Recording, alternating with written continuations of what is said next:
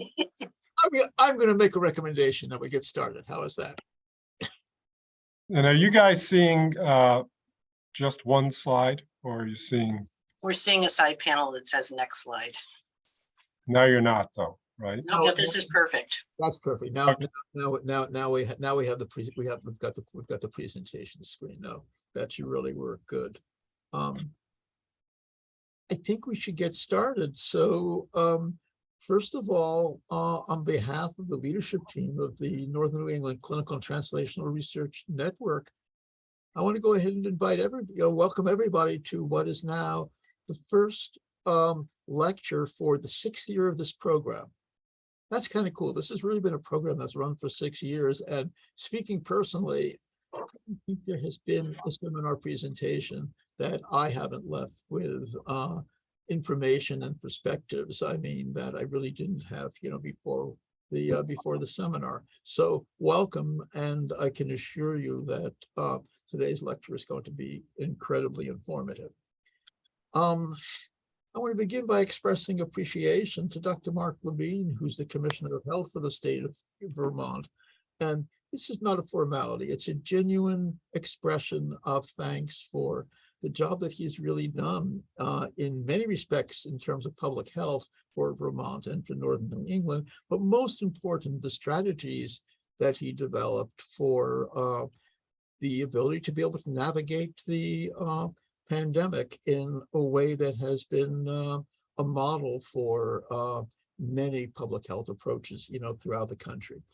What was unique about Mark's approach, well, there were many components that were unique about it, but I think what was particularly important was that implementation was reinforced by effective communication. And communication is more important than ever before. And I think that the success stories of his strategies really reflected that. The second is that there was so much decision-making that was so impactful, and the decisions were driven by science. And communication and science really have provided tools that were effective and unquestionably are going to be effective in the future. So, and his talk today, I think, is going to reflect lessons learned from science and past experience. So I could go on for another 45 minutes, but I'm going to turn it over to Katie Modell, who's going to introduce Dr. Levine. Hi, good afternoon, everyone. My name is Katie Modell. I'm one of your co-moderators for today. I'm a faculty scientist at Maine Health Institute for Research, and I'll have Andrew introduce himself as well. Hello, I'm Andrew Fritz. I am a faculty scientist in the Stein Lab, studying breast cancer epigenetics, and I will be moderating the questions section. So if you can wait until the end to ask questions, or if you have questions, put them in the chat and those will be addressed first. Thanks so much. Okay, thank you. So today it is my pleasure to introduce Dr. Mark Levine. He is the Commissioner of Health for the state of Vermont, as Gary said. Prior to this appointment, he was Professor of Medicine at the University of Vermont, and most recently the Associate Dean for Graduate Medical Education and Designated Institutional Official at the College of Medicine and the UVM Medical Center. He also served as Vice Chair for Education in the Department of Medicine. Dr. Levine obtained his bachelor's degree from the University of Connecticut and his MD degree from the University of Rochester. He completed his internal medicine residency and chief resident year at the University of Vermont and a fellowship in general internal medicine at the University of North Carolina. And that program emphasized clinical epidemiology, research training, teaching, administrative, and educational programs. Dr. Levine has gained a reputation as an outstanding teacher and educational program innovator, receiving teaching awards from the medical school and the Department of Medicine.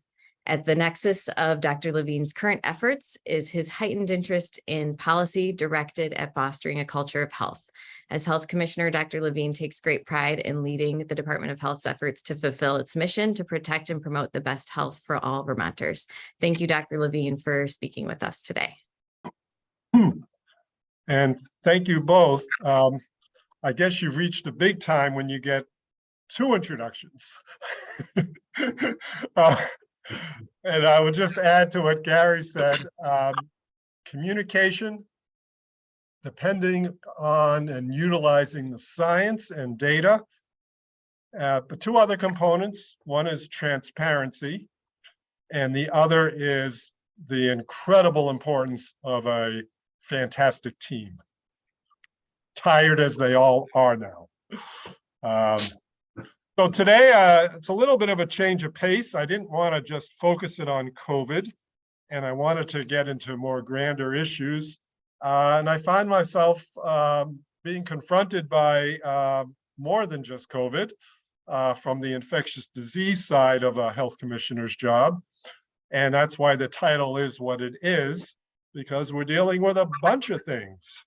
My goal is to not perseverate on any one of them, but to somewhat briskly go through a number of the viral challenges that are out there right now. Review what is left in challenges for COVID. Talk very briefly about how our experience with monkeypox, which we're trying to say is hMPXV, and take away that sort of more derogatory connotation, where history has repeated, unfortunately, in the wrong way, and then talk about some common themes that are evolving. So let's start with polio, which nobody ever thought they'd be dealing with again. Single positive strand RNA genome. It's an enterovirus, and many enteroviruses are out there that afflict us all the time. And many of them are somewhat neurotropic because, you know, we have things like common Coxsackie viruses and echoviruses that in some kids will cause aseptic meningitis. So unfortunately, poliovirus was a little bit of a worse player in that regard in targeting motor neurons of the brainstem and spinal cord. Transmission is predominantly fecal oral, though it is possible to transmit through pharyngeal secretions. People will generally not have any symptoms or have a transient, mildly symptomatic viremia that then goes to the reticuloendothelial system. Even to this day, it's a little unclear how the pathway to the CNS occurs. As I said, most people have an asymptomatic infection, but 10 to 25% can have very nonspecific flu-like symptoms, muscle aches, headache, sore throat, fevers, chills, the usual. Perhaps 5% or less will get a true meningitis. And then in that population, unfortunately, there'll be occasional, very unfortunate people, 1 in 1,000, who may develop acute flaccid myelitis due to the impact on the anterior horn neurons, motor neurons. So it's diagnosed almost exclusively by stool culture because even with a lumbar puncture, it's not common to find the virus in the CSF. And of course, it's such a feared illness because of those who are in this 1 in 1,000, 2/3 do not regain full strength. So the story of what we're doing now really revolves around understanding the 2 vaccines for this virus. IPV, or inactivated, is what everyone in this country has been getting since the year 2000. And I say this country because it's really countries that have more moderate or high levels of income that are getting this more exclusively. It's incredibly safe and remarkably efficacious. Almost everyone will benefit. It would be a very rare person who becomes paralyzed who had the vaccine.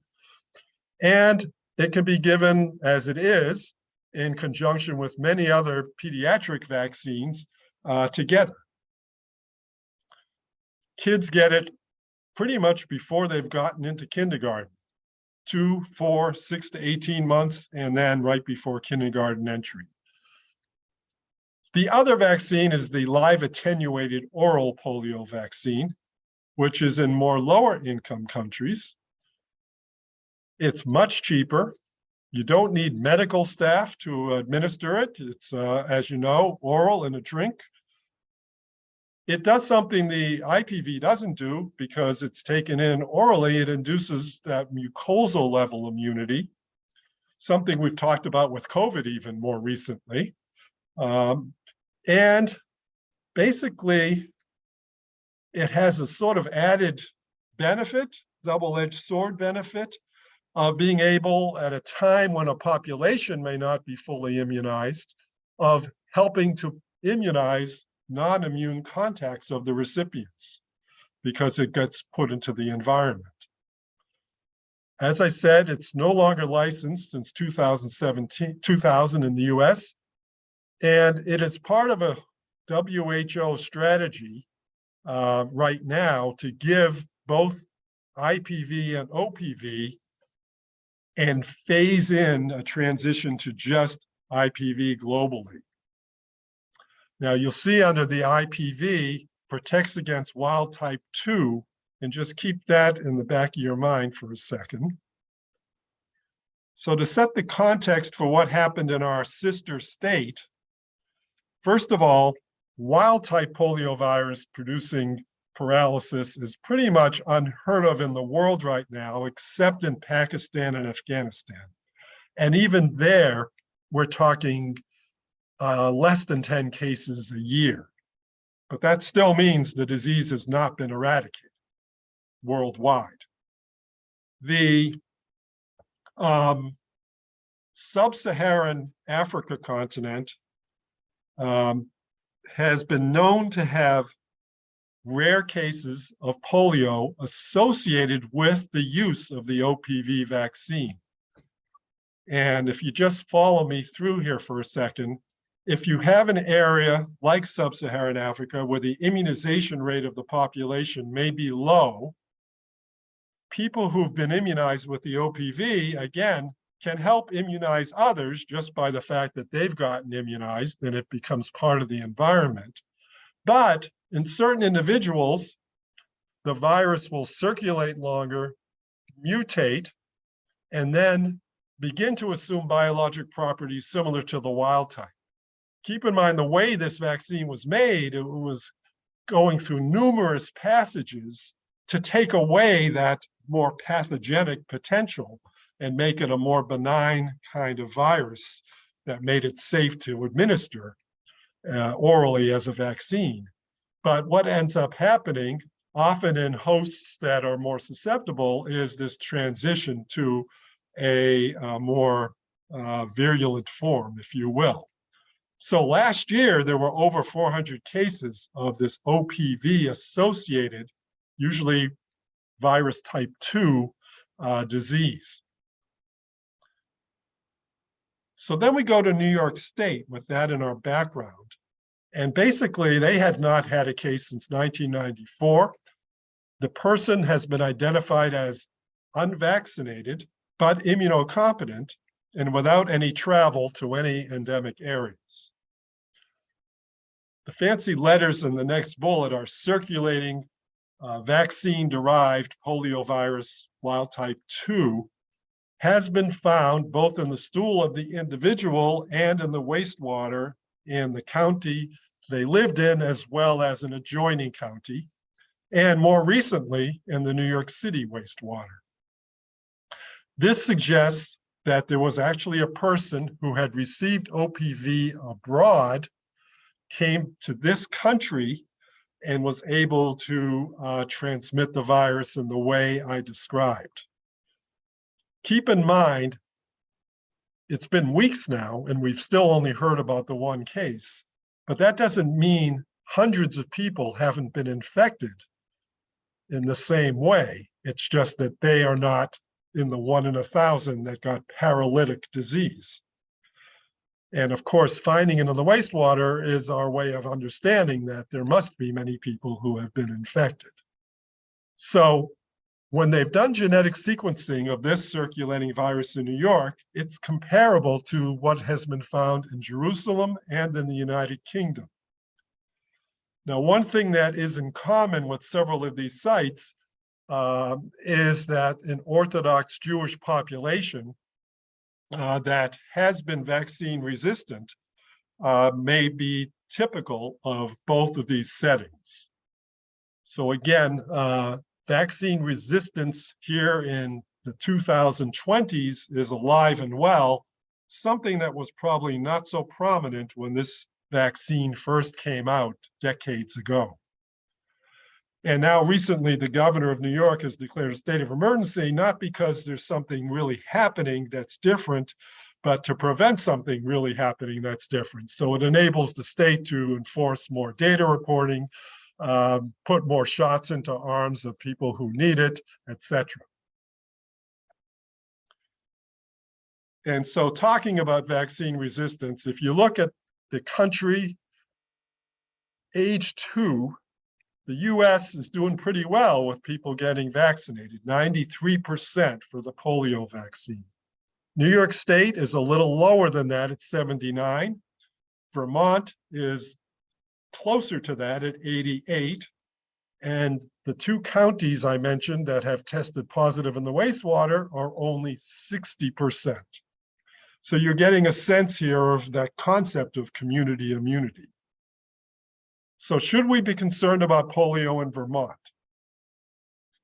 No. Knock on wood, I'll say no. If you look, 94% of all of our kids who are going into kindergarten have really completed their whole vaccine series. And if you look at the polio column, 97% have. Slightly better in the public schools than in the independent schools, which is true of all vaccines. And is a little bit of a selection bias, if you will, telling you the kids and their parents who attend public versus independent schools at times. But 97% is pretty darn good. Now, what this slide doesn't tell you is, how about our adult population? Because it was an adult in New York. And I don't have the answer to that because we don't have data on that. Most adults aren't even sure if they got vaccinated, but they assume they did because of when they grew up.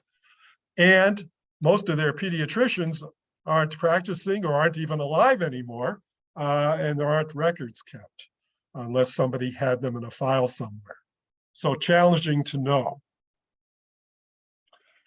Clearly, the public health response when we see something like this is all of what's on this slide: enhancing surveillance, reminding and re-educating healthcare professionals about a disease they never thought they'd deal with and just being aware of it, making sure that we can try to assess vaccine coverage, even though it's challenging, as I just said, supply the intramuscular vaccine to providers and launch new clinics, wastewater testing, especially where they're already doing it for COVID because they already have the infrastructure set up, and especially if they have populations that are coming in from high-risk areas on a more frequent basis. And of course, the concern is we have lots of literature from the CDC now telling us that our kids' immunization status is nowhere near as good as it's been in previous years because of what fell off in healthcare during the pandemic. So many kids are falling behind on immunizations. So we need to make sure we don't let those wonderful rates I showed you change. So I'm going to segue now to hMPXV. Not have a lot to say about it, but for those who haven't been keeping up with it, it's a zoonotic infection, really found much more in the animal world, especially in terms of vectors. Small rodents tend to be the vectors. It's in the smallpox family. It looks like smallpox. Can start out as flat lesions, then to more raised papules, and then to blisters, and then a crusting. These are a little different than smallpox when they do appear as well circumscribed and deep-seated and sometimes umbilicated lesions. And the numbers may be less, anywhere from 1 to 20. And of course, the distribution on the body has changed because of the population that's at highest risk, which I'll go into in a second. There are two distinct strains in Africa. This is not the more virulent one, which is clade 1 Congo, but it is the second one, the West Africa. Though there's a question of a third one now, clade 2B, that's evolved a little further, was first found in Nigeria 4 years ago, and seems to be mutating with more mutations that allow adaptability to humans. The WHO has not called it a pandemic, though I kind of throw the word around because I think it qualifies, but it's a public health emergency of international concern. 62,000 cases, of which 24,000 are in the US, and only 3 are in Vermont, which is a bit surprising, but that's fine. We have had more cases than 3 in Vermont, but 3 in Vermonters. Others have been in travelers. Here again, genome sequencing is a great tool, and what's going on in Europe is the same as what's going on here. The population at high risk is men who have sex with men, because the spread of this has been really traced to close contact during sexual activity. In occasional but very uncommon cases, household contacts, including children, have been afflicted. People always ask, is this a sexually transmitted disease? And the answer is no, because it doesn't require sexual activity to transmit the disease. We're still not 100% sure if you can transmit it through semen or vaginal fluids, but we do know that prolonged skin-to-skin contact will definitely transmit the disease, as well as contact with fomites like bedding and clothing,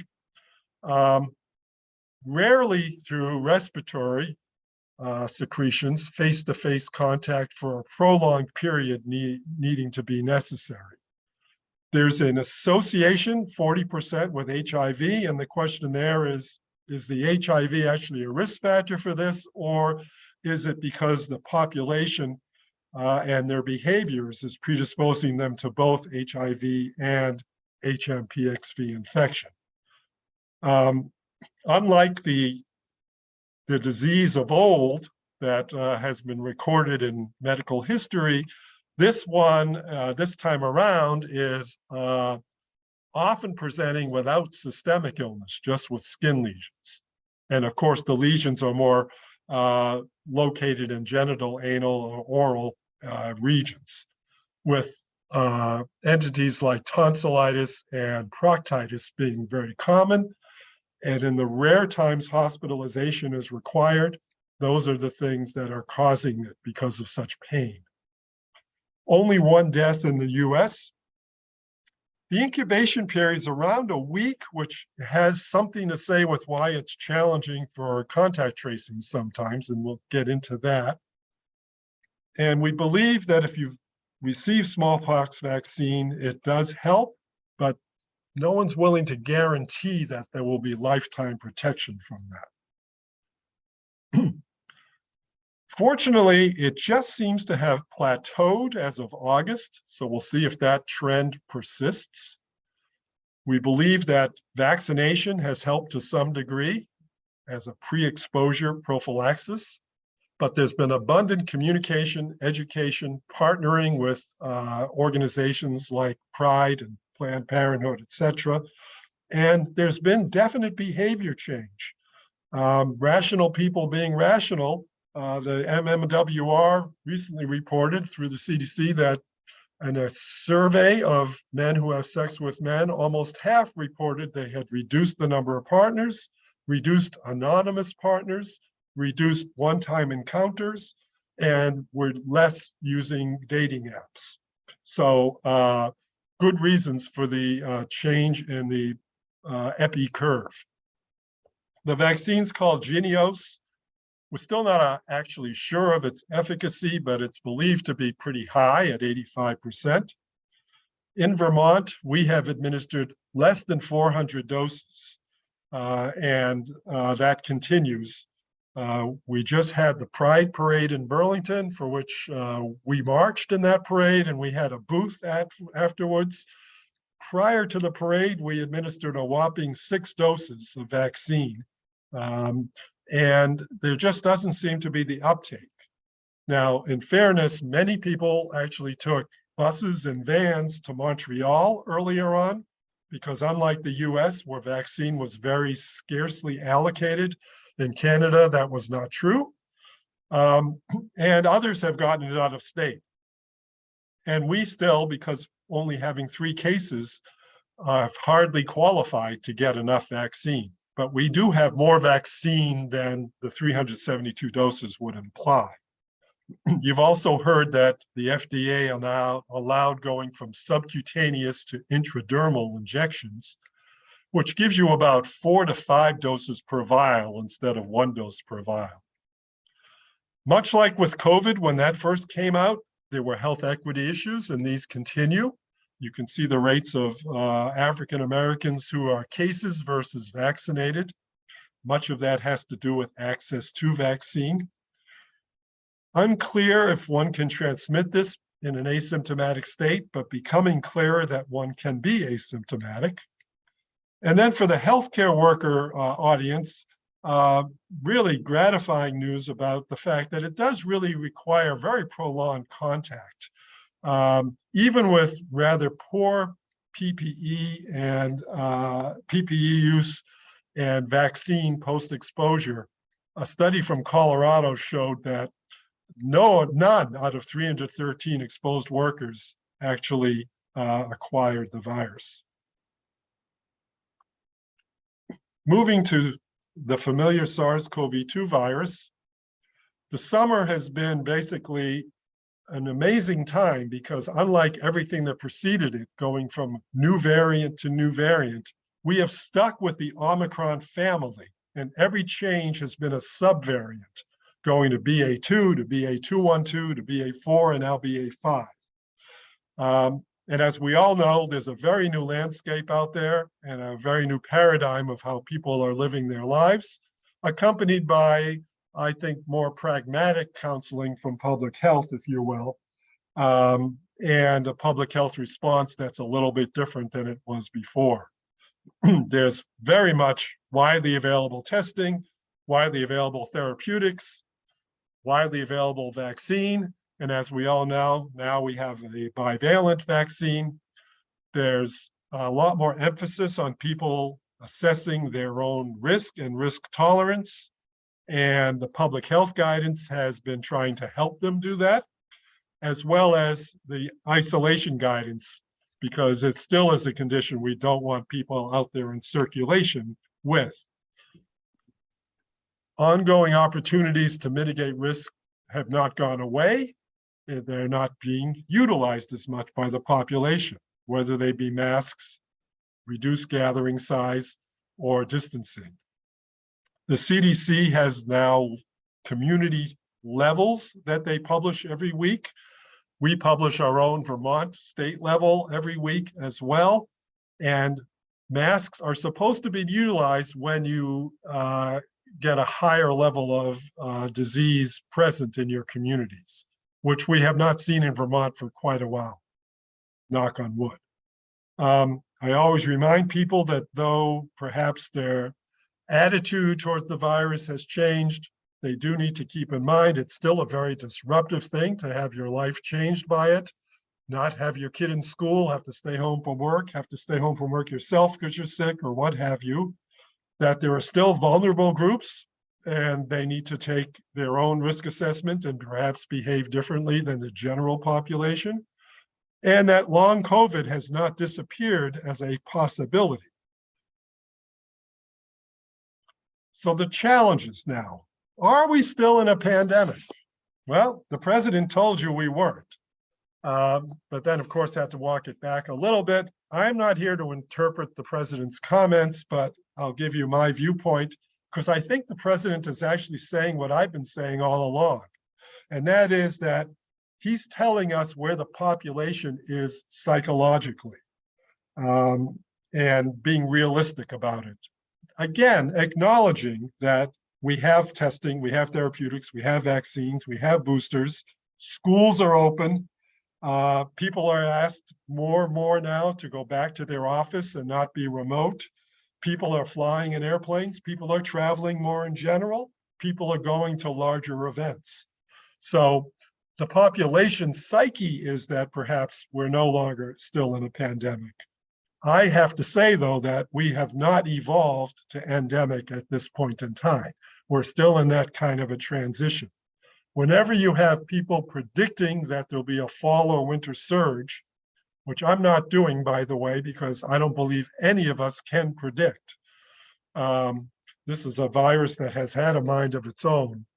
But the fact of the matter is, if you're thinking about surges coming, well, the definition of endemic is it's kind of now like the flu, which sort of just has its seasonal aspect and it goes on every year and whatever, but you're not bothered by it constantly through the year, and you're not going to have times where you really have a surge.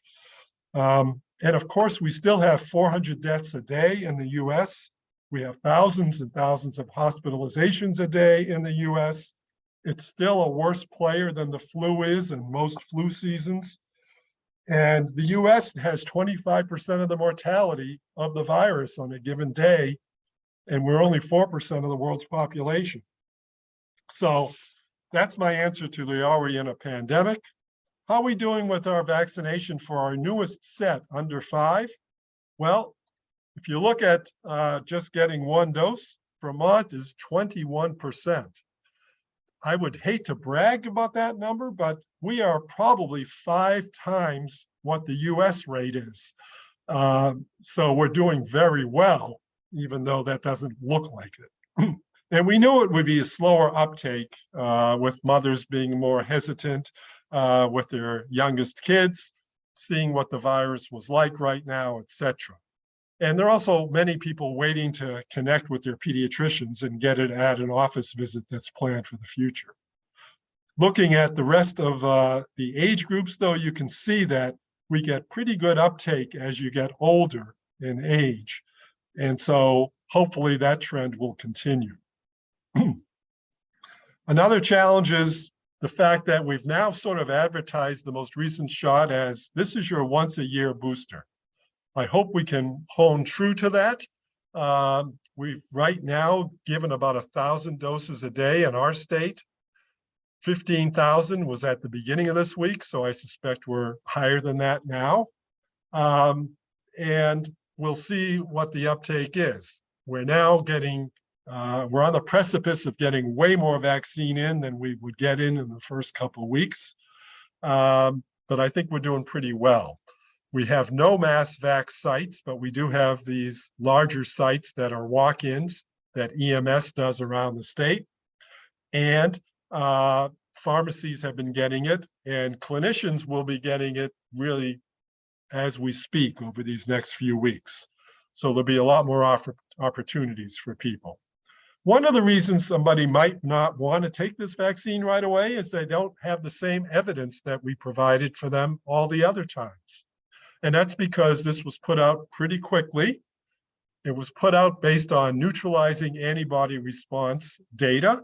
So we know that, the fact that we have a vaccine that combines the ancestral strain and the newest BA.5 can create an antibody response, but we don't have as much of the clinical efficacy data, which will unfold over time.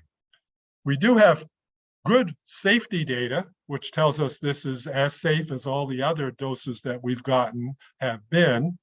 And we don't have other data from, other forms of humoral and cellular immunity, which has been, I think, a problem all along, because we need to be able to demonstrate to people that their memory cells, et cetera, are actually having a favorable impact from this vaccine that will help them in the future.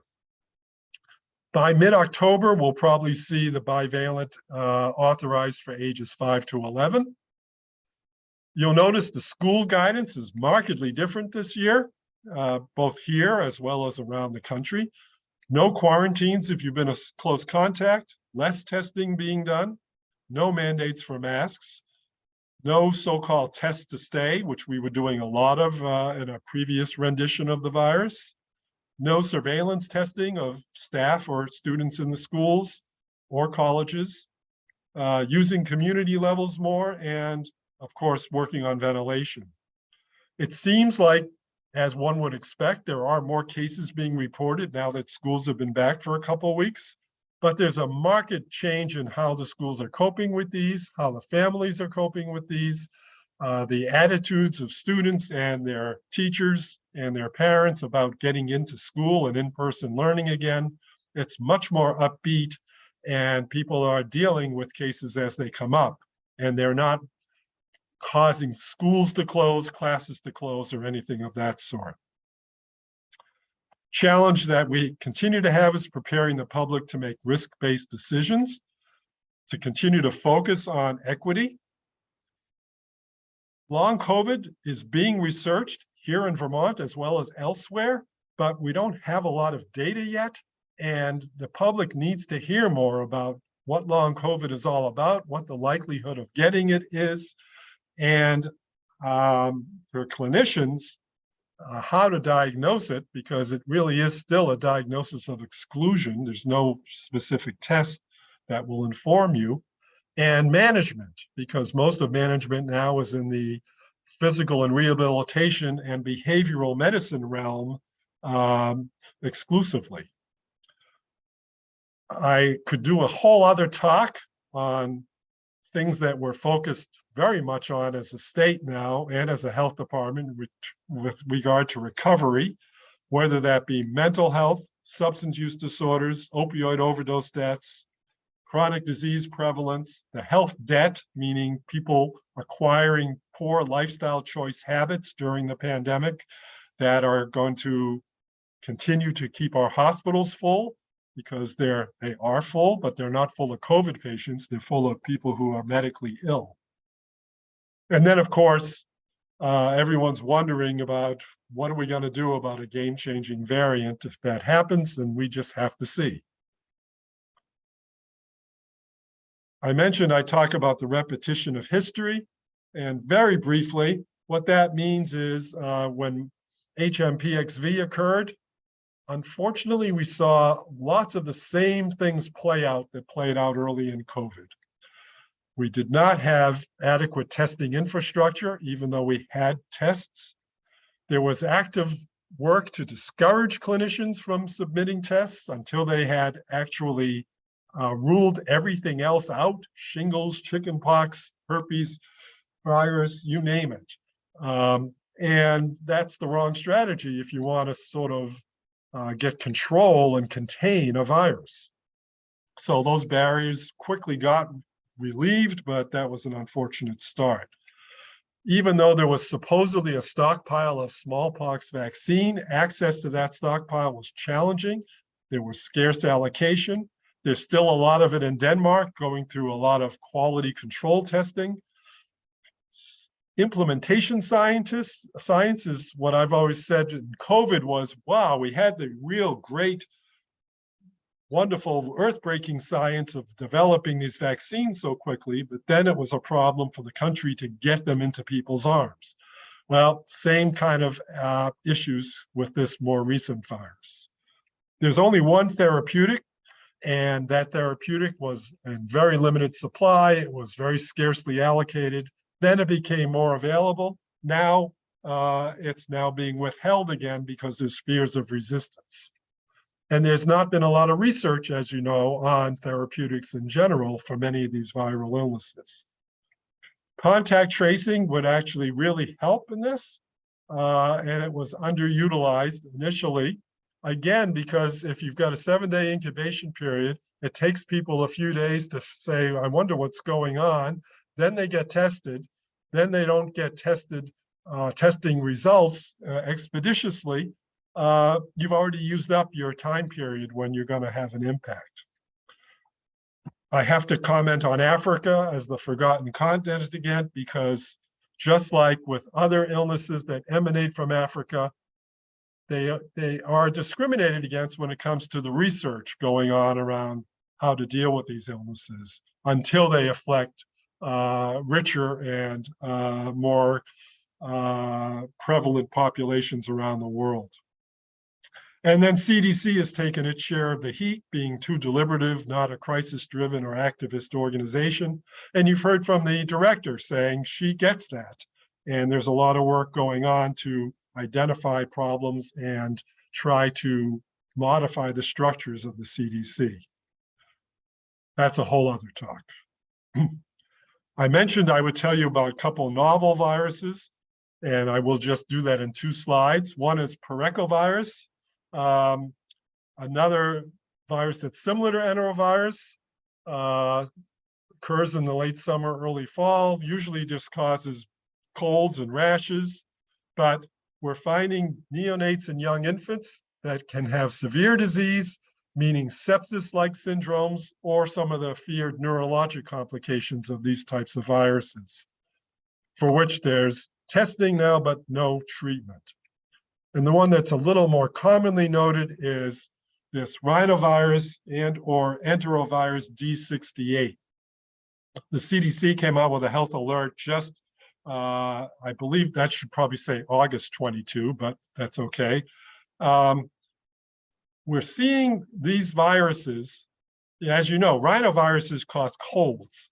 Enteroviruses generally cause viral type illness symptoms. And occasionally, as I mentioned earlier in the talk, things like aseptic meningitis.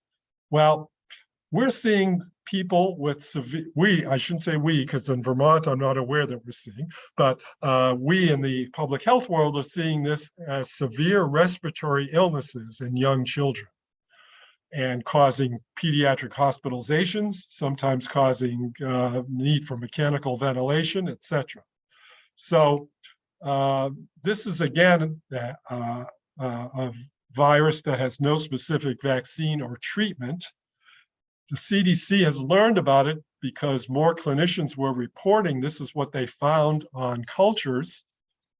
There were respiratory specimen reports in a special surveillance system that would identify these rapidly. And there are 7 sentinel hospital systems that were having increasing reports. So not only do we have severe respiratory illness, but also an association with acute flaccid myelitis. So now it's time to sort of wrap up with some overarching themes and challenges in my last couple slides. First of all, because I do want to allow time to have good discussion, combating misinformation hasn't gone away, it's only increased. And as you know, the Surgeon General has made that one of the major platforms that he's on in his time in office. The whole issue of community immunity and the challenge of under-vaccinated populations, we're seeing it now with polio, real time. We've seen it with measles too many times. And the vaccine resistance movement is actually alive and well, so we need to be concerned about it for the future. I call it a continuum. Vaccine hesitance, which is a way of saying people are just not ready or they're on the fence, but they certainly aren't against vaccines.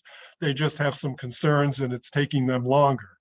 Versus vaccine resistance, which I could frame that as you can't even talk to most of those people. They do insist that the measles vaccine caused autism, and they subscribe to websites and the dark web that is their source of resource for information, and can't be deterred by providing alternate forms of information. And then there's the vaccine apathy group, which is just kind of people who are like, well, this doesn't really impact me or bother me. We see it and continue to see it with COVID. Often in the college age and young adult population, but can go into the 30s and 40s. People who are just like, well, I haven't really thought about it and it's really not front and center for me in my life. Another group we can work with. The fact is vaccines are different depending on the disease, and it's hard to communicate clearly to people. Everyone expected the COVID vaccine to be sort of like, well, I won't get COVID again. And until we told them about the flu vaccine, which never promised to protect them from flu, but did protect them from serious outcomes, we had to reframe the discussion of COVID in those ways of thinking and explain to people that we do have vaccines like the polio vaccine, that it's practically impossible to get paralytic polio if you've been vaccinated.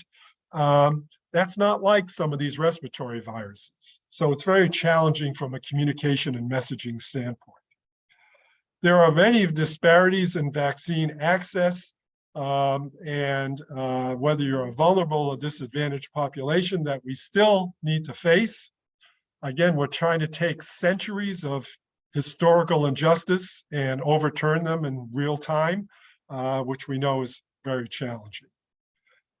You already heard about the power of wastewater testing with polio. This is a field that is what I would call an emerging science.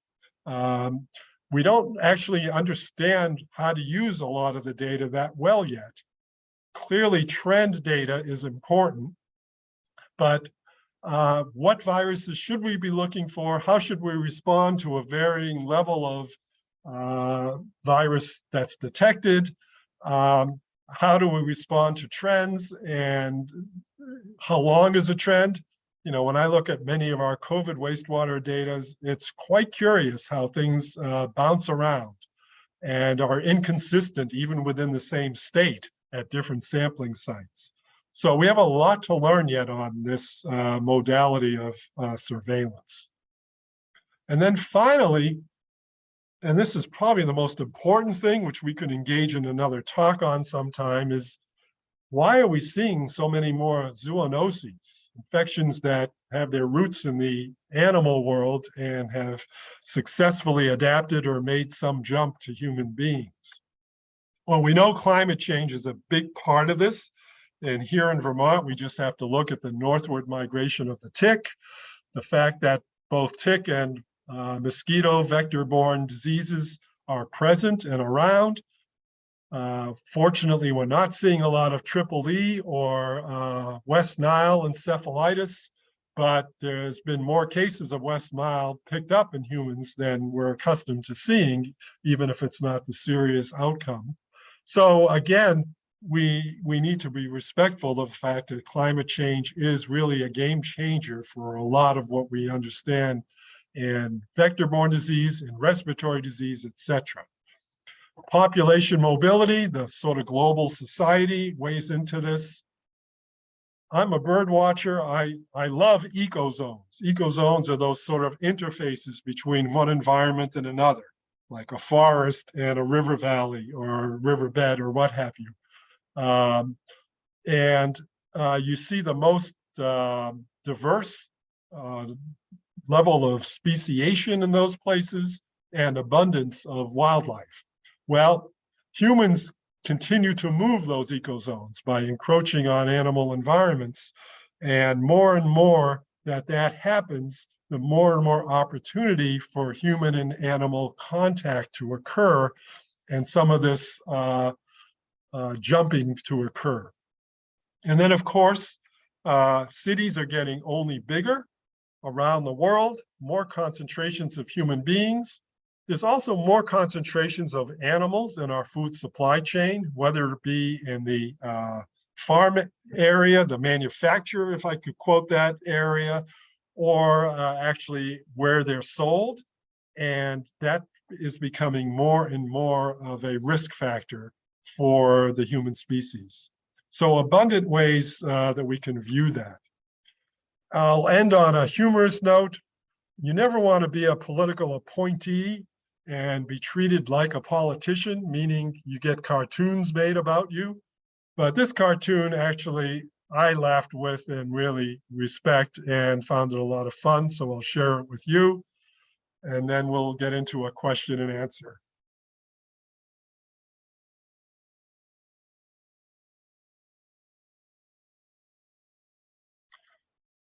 I would modify it now by saying the Caribbean is becoming very dangerous in hurricane seasons. So I'm not even sure that that solution would be acceptable now.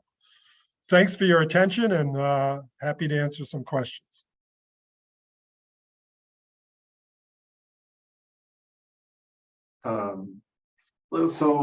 There is a question, some comments in the chat section, but there's a question. So I guess I'll read that one. It's from Yvette.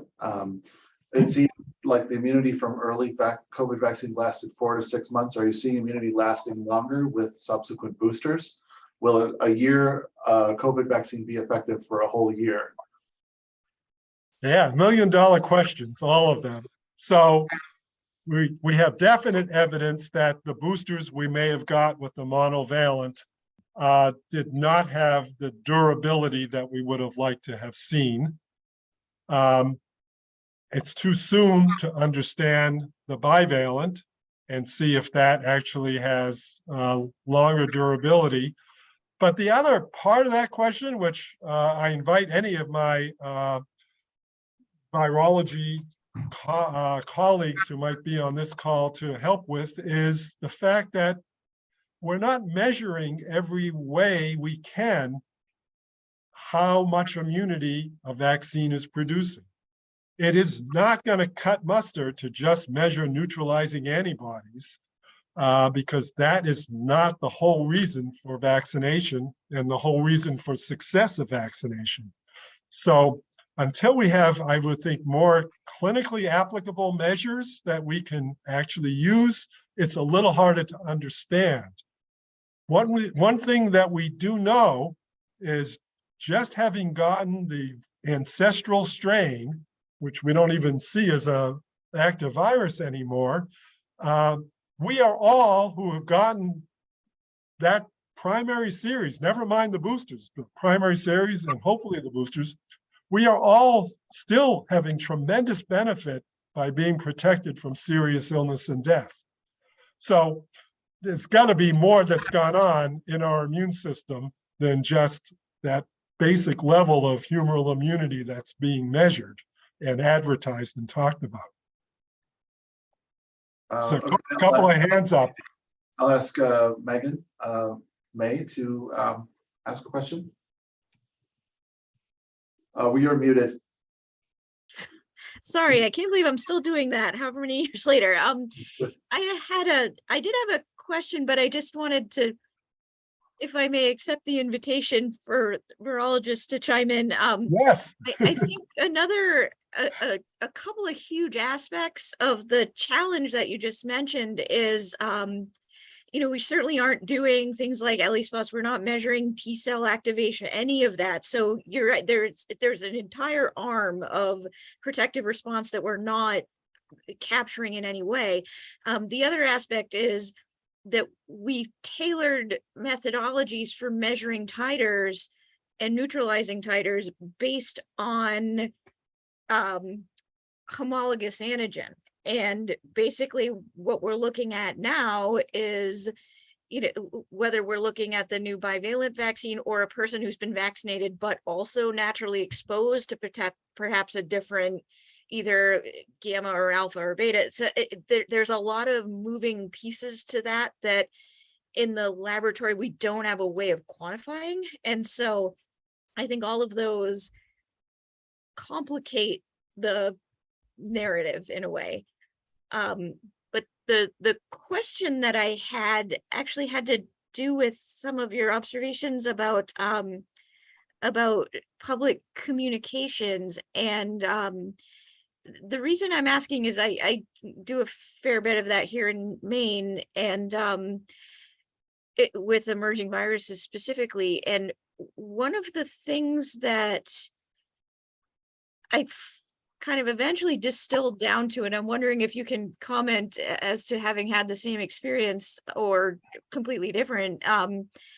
One of the things that I think finally occurred to me with why we continue to see these same cycles of mis and disinformation and kind of making the same mistakes multiple times with subsequent PHEICs is, I think the fundamental problem is that both the public and in many ways political leadership is just fundamentally unfamiliar with the process of how scientific research and clinical research actually works. like the idea of, we came up with this new vaccine and using a completely new type of platform that had only ever been tested in camels with protecting camels from MERS before. And then we came out and said, we think this is going to give you lifelong protection. And that turned out to be, not entirely the case.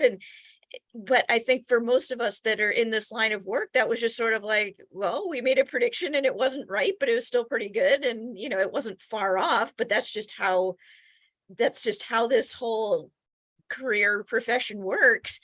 But I think the rest of the public took that as, you guys don't know what you're doing. And so Yes. I almost feel like there's just this fundamental disconnect between what the public's view of how research works is and what the reality is. And I'm wondering is that way off base, or have you kind of had that experience as well, or? Yeah, no, I don't think that's way off base. And part of what you're describing is the difference between the national stage and the more local or regional stage too, because we are so much the victim of what happens on the national stage, which we have no control of much of the time. And once that's happened, we're kind of in a reactive posture, which is already too late. Right. And so, part of the public health communication playbook is, be first, be right, be credible, be transparent. And when you talk about something,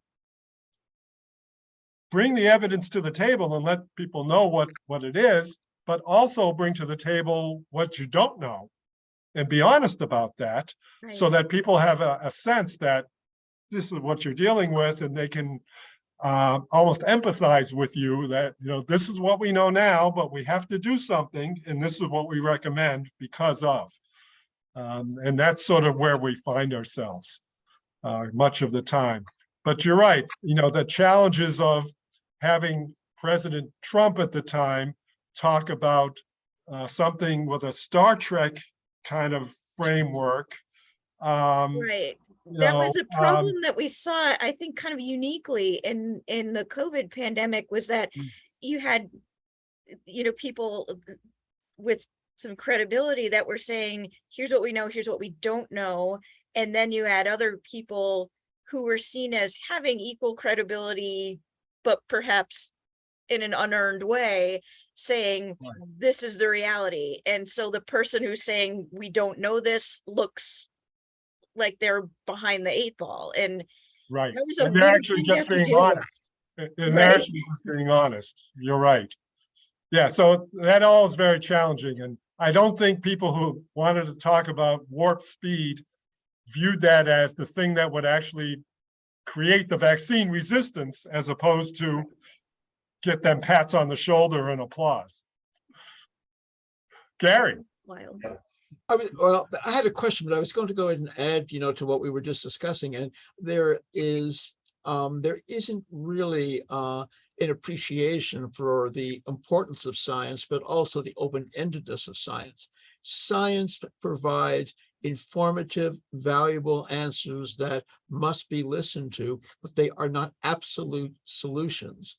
And people want to go ahead and receive answers that are going to be 101% definitive, and that is not how it works. Anyway, so I fully appreciate that.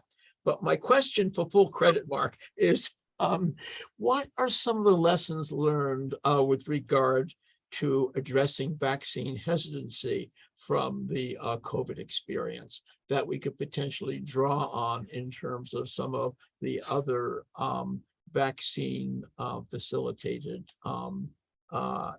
capabilities that we have? So one lesson is that public health, as it always has done, but even more importantly, needs to partner with the clinical community. Because when it comes down to it, if your doctor tells you you should get this vaccine, that should carry much more weight than this doctor telling them or the president of the United States telling them.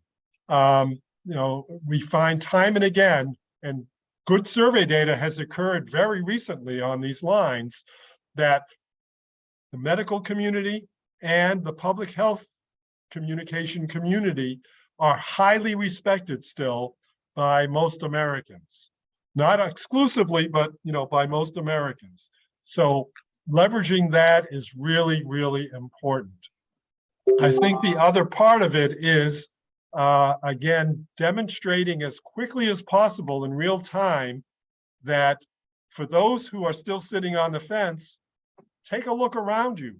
We have not yet found all of these horrific things you might have thought would happen if you got the needle in your arm. And enough time has elapsed because most of those things occur very quickly. They don't occur 3 months, 5 months later. The other part of that is that the science keeps evolving, so you need to keep people apprised every step of the way. The danger of that is, of course, many things didn't get peer reviewed and go through the more lengthy process. So you have to be a little hesitant about just putting something out that occurred in one lab at one time. That then you're walking on a little bit shaky ground, to say the least. But the other aspect of vaccine hesitancy is that you have to make sure you realize that people in that posture are convincible. They have not yet said, no way in hell. And you just need to understand for them what's driving their hesitancy. And indeed, a little bit of a science has developed around that and trying to be able to classify each individual who isn't yet ready to get the vaccine and then appeal to what they need to hear, not because you're being deceptive or tricky, just because you have the information they need and you just need to be contextualizing it for that person. So this has been very helpful in terms of an effort to allow us to understand that those communication needs much more broadly.